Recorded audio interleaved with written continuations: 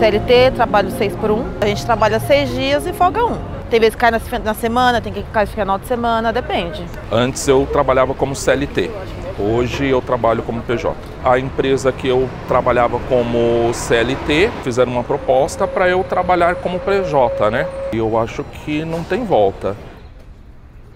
Um dia só em casa você tem que limpar a casa, tem que cuidar de filho, tem marido, aí quer resolver alguma coisa. Então o dia passa muito rápido. Dona de casa trabalha bastante, então descansa mais ou menos, né?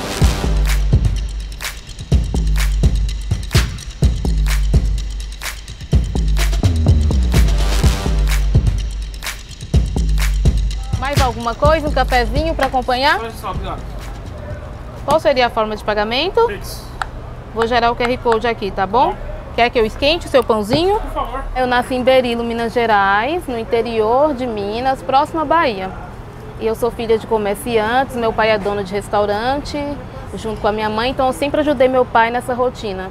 Então eu já estou acostumado com essa rotina intensa de trabalho. Na escala 6 por 1, trabalha 6 dias, folga 1 dia, eu trabalho nessa escala. Esses comércios geralmente de alimentação, todos, eu acho que a maioria é 6 por 1. Você vai querer sabia? Não. Obrigada, amiga. Tenha uma ótima tarde. Foi? Foi. Obrigada. Estava indo fazer um freelance, aí eu passei aqui para tomar um café, vi a placa, mandei mensagem. Aí no início foi um pouco difícil, né? Porque tinha bastante gente fazendo teste aqui. Aí demorou umas 2, 3 semanas, não foi? Sim. Pra mim vir fazer teste. Aí eu vim fazer o teste, né? Aí tô aqui até hoje. Quem trabalha 6 por 1 praticamente não tem vida, porque não sobra espaço e nem horário para nada. Somente para as mulheres que têm filhos. Não sobra tempo para poder cuidar da saúde, ter uma hora de lazer, uma hora de cultura, fazer uma coisa diferente fora da rotina. Nós somos seres humanos, e seres humanos têm vida. Tem que ter um espaço de cultura, um espaço com a sua família, uma hora para cuidar da sua saúde, para poder ir para uma academia, para poder estudar. Então é complicado.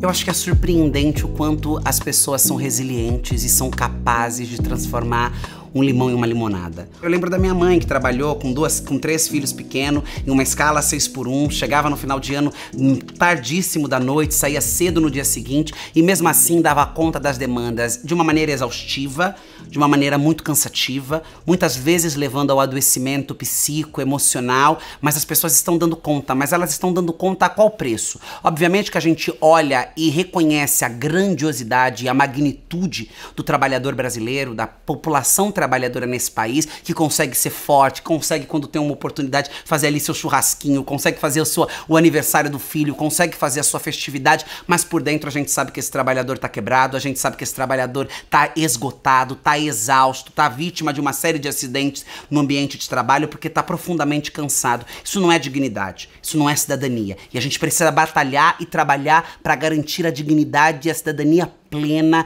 que não pode ser negociada a ninguém, em especial aos trabalhadores, que são um pilar fundamental da economia desse país. A questão da jornada de trabalho nasce com o capitalismo, com a Revolução Industrial e com a classe trabalhadora, por uma questão muito clara e direta.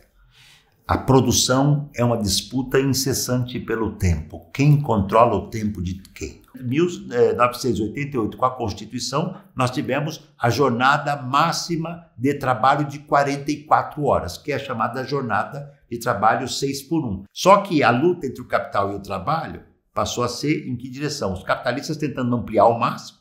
Você pode trabalhar 6, 8 horas por dia, 9 horas por dia, não ter horário de alimentação, ou você passa a lutar por uma jornada regular de 8 horas. Só em 1988, com a Constituinte, é que nós tivemos uma regulamentação limite de 44 horas por semana, que é frequentemente burlada. Hoje é sábado, eu estou tranquilo, só que o pessoal está trabalhando, meus amigos tudo está trabalhando. O pessoal tem só domingo e à noite, e é pauleira, filho, tem conversa não. como é que com um dia apenas de folga, né, durante toda a semana, você organiza a sua própria vida. Você cuida da sua própria família, compra remédio, vai ao posto de saúde, cuida da sua filha, vê seu filho crescer. Então esses elementos também da vida concreta do trabalhador é que nos leva a entender que a luta do fim da escala 6x1, ela é fundamental, inclusive para nós próprios, né, avançarmos em direitos básicos dos trabalhadores brasileiros, porque de fato a tradução central da mensagem do fim da escala 6x1 é acabar com a escravidão, com os resquícios da escravidão no Brasil.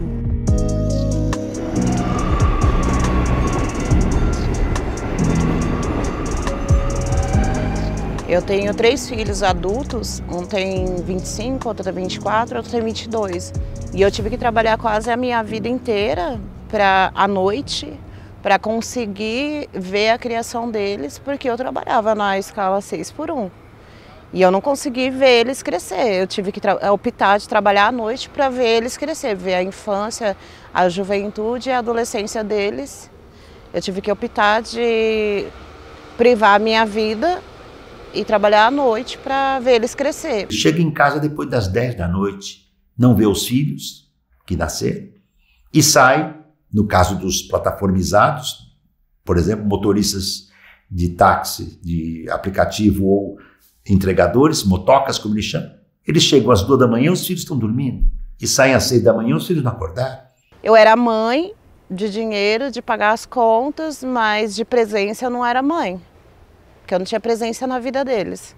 A escala 6x1, ela justamente impede com que os trabalhadores e trabalhadoras possam refletir sobre a política, se manifestar, se mobilizar e ir às ruas. Esse plebiscito que a gente está vivenciando agora, que é o plebiscito popular por um Brasil mais justo, ele surge, na verdade, como uma provocação da sociedade. No ano de 2024, então, a gente encontra no Brasil, né, uma série de elementos na política que nos provocam a debater tanto a escala de trabalho, a jornada, principalmente com a mensagem da vida além do trabalho, né, que vai contra a escala 6x1, mas também muito com o debate da taxação dos super ricos pela proposta que o próprio governo federal fez a partir da justiça tributária. Então, nós, né, enquanto organizações políticas, fomos provocados pelos vários elementos da conjuntura, da política mesmo, que nos levaram a construir o plebiscito com essas duas mensagens. O fim da escala 6x1, a redução da jornada de trabalho nesse contexto geral, mas uma outra mensagem também que é fundamental, que nós temos avaliado, que tem crescido bastante, que é o debate da taxação dos super ricos, levando em consideração principalmente essa questão da justiça tributária. Então, taxar quem ganha mais de 50 mil por mês e isentar quem ganha até 5 mil, que é a grande maioria dos trabalhadores brasileiros. A taxação das grandes fortunas é a única forma de eu minimizar, não resolver, minimizar a tragédia onde alguns milhares de indivíduos no mundo detêm a riqueza de 60% a 70% do que a população produz. O salário que eu estou ganhando dá mais ou menos 5.400, 5 e pouco, eu pago 27,5% de imposto de renda. Desconta tudo, vai cair para uns 3,5%. Como o trabalhador que ganha 2, 3 mil reais, aí é descontado da folha salarial, vem com 1.500, 1.600 reais, aí tem que cuidar da saúde, da alimentação, de despesas de casa, vai ter um dinheiro sobrando. Enquanto o rico, que ganha 100, 200 mil reais, paga o mínimo de imposto, 5, 6%, e sobra para ele e ele tá pouco se ligando para o pobre trabalhador. Eu nasci na Avenida Nova Cachoeirinha. Meu pai vendeu a nossa casa com o sonho de ir por Nordeste. Nós somos em 9 irmãos. E aí a gente foi morar no Ceará. Do Ceará a gente passou fome, passou necessidade. Aí saímos do Ceará, conseguimos sair do Ceará, viemos morar no albergue. Moramos no albergue da Bresse, em 9 irmãos. Aí conhecemos uma pessoa que morava na favela do Moinho e viemos morar aqui. Estou aqui até hoje.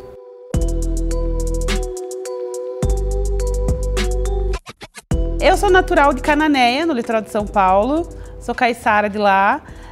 E desde muito nova, a minha família sempre foi envolvida com mobilizações, lutas. Votar de 4 em 4 anos não é suficiente para que o trabalhador tenha uma consciência a partir do seu lugar de vida. Nós estávamos há muito tempo sem ter uma pauta popular, uma demanda popular que mobilizasse, movimentasse e estremecesse as estruturas das instituições brasileiras. Não teve como ignorar a importância desse tema, não teve como desprezar o clamor popular e não está tendo como empurrar para debaixo do tapete. É necessário que uma gama, né, ampla de organizações de esquerda de fato possa refletir sobre isso e retomar os trabalhos nas ruas, os trabalhos de base, reconquistar o povo brasileiro e de fato pisar no chão que o povo pisa, né? Então ir para o trabalho de base e conversar com o povo. Se nós tivermos condição de termos acesso, levar esse debate como o nosso sindicato antes está fazendo,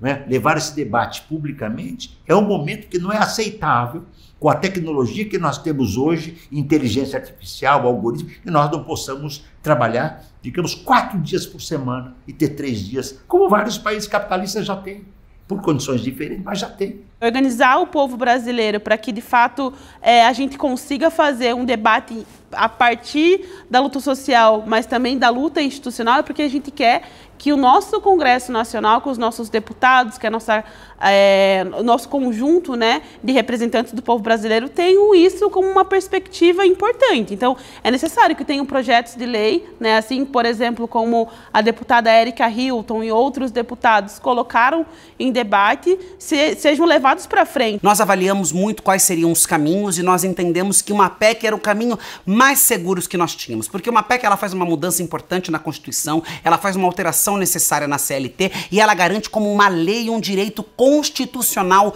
do trabalhador. Eu comecei a morar sozinha e aí eu que arco com as minhas despesas, tudo, aluguel, conta de água, luz, internet, gás, comida, tudo isso. Para ir de manhãzinha, de madrugada, é um pouco mais rápido, né? Eu gasto mais ou menos 1h10 no máximo. Mas agora para voltar já demora um pouquinho mais. Pegar um ônibus lotado e dormir no ônibus e acordar no ponto que você tem que descer. Aí você vai dormindo e volta dormindo. Porque a maioria que acontece é isso, você descansa no ônibus. Eu só descansava no ônibus porque o resto do dia eu não descansava. Tem um porteiro do prédio que a minha família mora, que toda vez ele vai, você nunca mais foi jogar bola, não sei o quê. Porque é muito pesado, né? Aí eu gostaria, assim, de ter esse lazer de, tipo, pegar um dia, vou no Serete hoje, vou jogar bola. E hoje em dia eu não consigo mais fazer isso por conta da questão da rotina, da folga. Eu trabalho 6x1, folgo um dia na semana. Que nem sábado, eu folguei sábado passado. Aí, hoje faz 7 dias, aí amanhã eu trabalho de novo. Aí eu só vou folgar na segunda. Não tem graça nenhuma folgar numa segunda, porque não vai dar pra fazer nada. O movimento VAT, né, o Vida Além do Trabalho, surge na conjuntura política com uma pauta que não estava nem no horizonte de debate político. A 6x1 é boa para quem? Para mim ou para o patrão? É boa para o patrão, porque ele tira a pele, o corpo, a alma e o sangue da classe trabalhadora. O que impacta o trabalhador e a trabalhadora que está vivendo a pior escala de trabalho possível, não está conseguindo criar seu filho, tá muitas vezes 24 horas em cima de uma moto, é um motoboy, é uma empregada doméstica, que só volta para casa no final de semana, e quando volta no final de semana, em um dia da semana. Então é esse trabalhador e é essa luta política que a gente tem que movimentar, que foi provocado, por exemplo, pela pauta do fim da escala 6x1 a partir do VAT, que é importante lembrar e é importante dar o nome do movimento, né? O VAT, o movimento Vida Além do Trabalho, é um movimento importante pensado pelos trabalhadores da escala 6x1, né? O Rick Azevedo, que é a liderança desse movimento, é a pessoa que encabeçou essa discussão, que esteve à frente disso e que cercou os meus caminhos para que eu encampasse essa campanha, essa demanda dentro da Câmara dos Deputados. O plebiscito, ele permite com que essa discussão esteja na boca do trabalhador, esteja no chão da fábrica, esteja na rua, esteja na internet, esteja viva. Eu acho que nós vamos avançar com esse texto. Nós vamos fazer um debate acalorado, nós vamos levar a sociedade para dentro da Câmara, nós vamos rodar com a sociedade, com caravanas em todo o país, fazendo com que seja importante, com que se aumente a demanda, e eu tenho convicção de que essa é uma pauta que constrangeu a extrema-direita e boa parte da direita. E a minha esperança na aprovação desse texto não é na boa vontade política, é no constrangimento que isso pode gerar e na pressão que a sociedade pode fazer.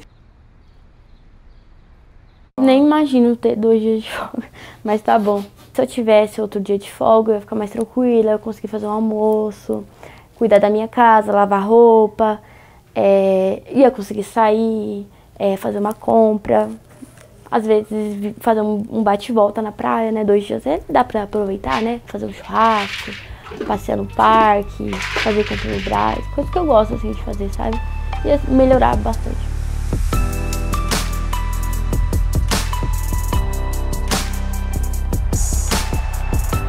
As últimas semanas, né, com medidas, inclusive, extremamente agressivas do governo Trump com o governo brasileiro, surge com força a mensagem de defesa da soberania, que para nós o plebiscito é fundamental. Então se torna a mensagem do plebiscito popular por um Brasil mais justo e soberano, e essa soberania com que nós tentamos lidar, então, é uma soberania popular. Por isso nós temos que apoiar e votar maciçamente nesse plebiscito contra a jornada e pela taxação das fortunas. E digo mais, isso é o começo, isso não é o fim da briga, isso é o começo. A briga é mais complicada um pouquinho e vai durar mais tempo.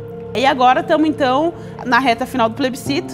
Vamos aí, né? Esperamos chegar aos milhões de votos e, principalmente, fazer com que esses milhões de votos se convertam numa luta de todo o conjunto da militância. Então, queremos ir para Brasília, entregar os votos do plebiscito popular no Congresso Nacional e cobrar, né, das nossas representações, das nossas autoridades, medidas que nos ajudem, então, a fazer dessa pauta, desse tema, temas vitoriosos e fazer com que o povo brasileiro também acredite na sua própria luta, né? A gente sabe que muitas vezes a gente acha que são sonhos distantes, mas não, vitórias são possíveis e a gente só de forma conjunta e unitária consegue acessá-las. Nós sabemos que hoje o Brasil não está preparado pela má vontade política e pela ganância dos empresários, mas é possível sem quebrar a economia, sem derrubar o PIB, sem diminuir a potência econômica que o Brasil pode significar. Nós acreditamos de verdade que o Brasil tem condição de chegar nesse lugar.